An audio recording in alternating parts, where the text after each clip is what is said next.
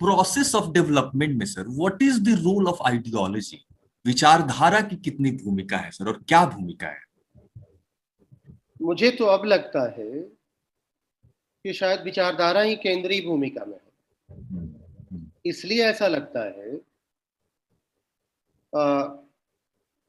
थोड़ा हिस्ट्री देखा जाए, डेवलपमेंट के हिस्ट्री और कैपिटलिज्म की या न्यू लिबरलिज्म की हिस्ट्री। 99 के बाद, 98, 99 के और 2000 के बाद वर्ल्ड बैंक को और न्यू लिबरलिज्म की ये बात समझ में आने लगी थी कि ये जीडीपी कुछ ज्यादा हो गया, और उन्होंने कहना शुरू कर दिया economic reform with human face, economic reform with human face.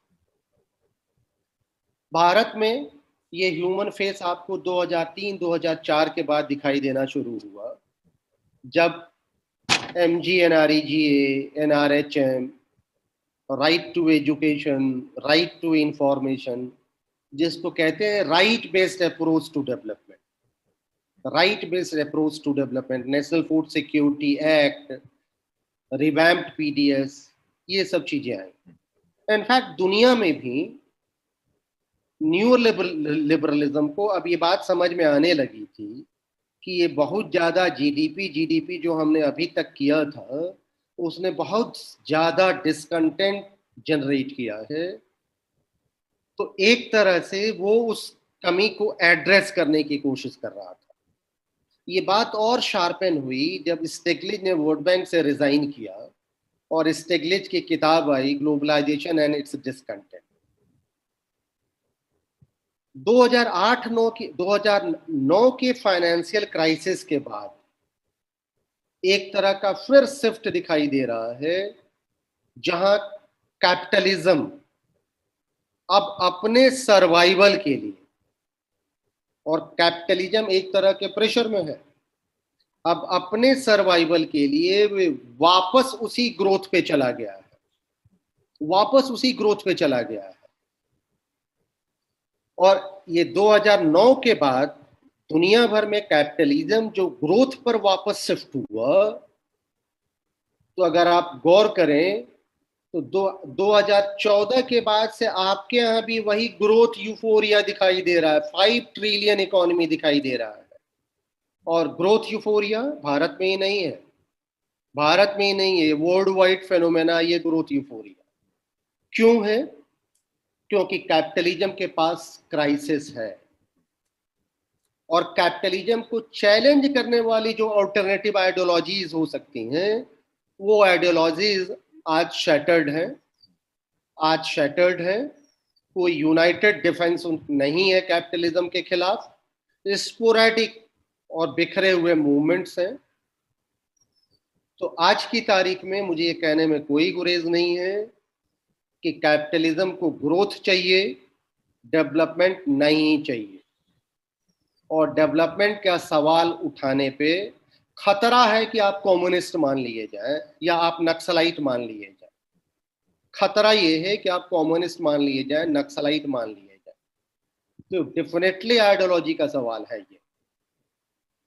तो सर जैसे हम देखें अगर अलग अलग कंट्रीज जिन्होंने अलग अलग आइडियोलॉजीज अपनाई है, जैसे कैपिटलिस्ट इकोनॉमी, जो America is a capitalist economy, तो अलग अलग सोसाइटीज जिन्होंने अलग अलग आइडियोलॉजीज अपनाई और फिर अपने डेवलपमेंट प्रोसेस को अंडरटेक किया सर, तो क्या एक पर्टिकुलर सोसाइटी के ज्यादा डेवलप होने की वजह से हम ये कंक्लूड कर सकते हैं कि उसने जो आइडियोलॉजी अपनाया वो आइडियोलॉजी दूसरे आइडियोलॉजी से बेहतर थी? शशांक, ये जब मैं कह रहा था, पिछली बात में बोल रहा था, तभी मुझे लगा कि मैं एक क्वालिफायर यहाँ ले आऊं, लेकिन बात लंबी हो रही थी इसलिए मैंने छोटा किया। जी।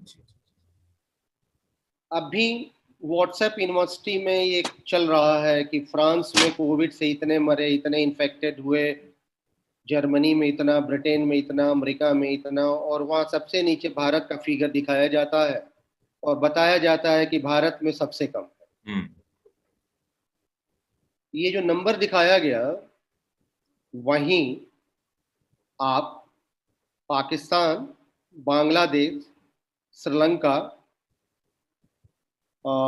Taiwan, Malaysia, south Korea, Hong Kong, Indonesia, तमाम कुछ लैटिन अमेरिकन कंट्रीज का नंबर अगर आप देखें तो भारत में इन्फेक्शन रेट, डेथ रेट इनसे ज्यादा है। और हैरत की बात यह है कि हमारे जो ईस्ट एशियन नेबर्स हैं और हमारा एकदम बगल का पड़ोसी बांग्लादेश और Sri Lanka, they are doing much better than what we are doing. ये मैंने क्यों कहा? इसलिए कहा कि डेवलपमेंट का एक एक्सपीरियंस हमको ईस्ट एशियन कंट्रीज का दिख रहा है, सिंगापुर का मॉडल दिख रहा है आपको 1970s में, जिसको आप ईस्ट एशियन मिरेकल कहते हैं। ईस्ट एशिया ने क्या किया? स्टेट ने हेवी इन्वेस्टमेंट किया ह्यूमन कैपिटल में। और अगर आप लोग इकोनॉमिक्स के स्टूडेंट हो तो मजेदार बात है, आप नोबेल प्राइज दे देते हैं रोमर को एंडोजीनस ग्रोथ थियरी पे।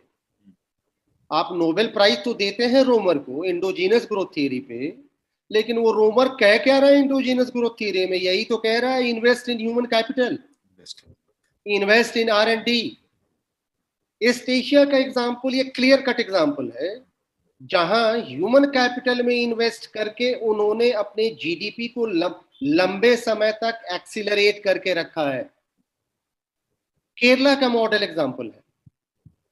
केरला मॉडल जो बार बार कहा जाता है, भारत के अगर स्टेट्स को आप देखें तो गुजरात हाई ग्रोथ स्टेट है but very low on human development. Kerala middle income growth है but very high on human development. मतलब ईस्ट एशिया ने क्या किया और केरला ने क्या किया? हाई ग्रोथ को टारगेट नहीं किया, उसने टारगेट किया human capital investment, human growth, और उसके लिए उसने मीडियम ग्रोथ को टारगेट किया। मतलब अगर आप हाई ग्रोथ को टारगेट कर रहे हैं तो आपके पास ये ऑप्शन नहीं है कि आप ह्यूमन कैपिटल को टारगेट कर पाए। इसीलिए अब ये बात कही जाती है कि medium growth is always better than that of high growth. ये बात थोड़ी आपके श्रोताओं को अटपटी लग सकती है, लेकिन medium growth is preferable to high growth. क्यों? क्योंकि मीडियम ग्रोथ के साथ आप डेवलपमेंट कर सकते हैं। हाई ग्रोथ आप करिएगा तो आपको डेवलपमेंट पे कॉम्प्रोमाइज करना पड़ेगा। तो जो आपने पूछा, ईस्ट एशिया का एग्जाम्पल हमारे पास है, केरला का एग्जाम्पल है कि ये ऑल्टरनेटिव तरीके थे, ऑल्टरनेटिव ट्रेजेक्टरी थी, लेकिन शायद या तो हमें पसंद नहीं आ रही थी या उनके होने के लिए एक स्ट्रॉन्ग इंटरवेंशनिस्ट स्टेट चाहिए था, जबकि हमने ऑलरेडी स्टेट विड्रॉल करने का हमने करार कर लिया है, या आपको हाई ग्रोथ चाहिए इसलिए वो मॉडल आपको मुफीद नहीं लग रहा।